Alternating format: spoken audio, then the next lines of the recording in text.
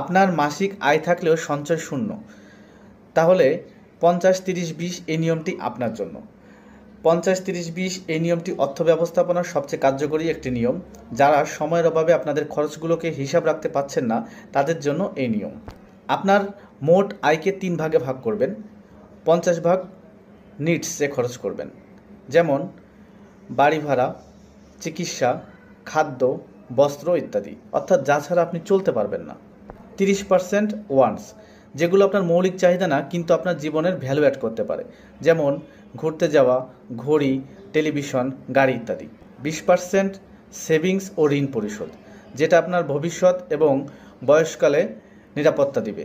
ধরুন আপনার মাসিক ইনকাম 50,000 টাকা, তাহলে 25,000 টাকা আপনি খরচ করবেন বেসিক নিডসে, 15,000 টাকা খরচ করবেন ওয়ান্টসে এবং 10,000 টাকা সঞ্চয় করবেন।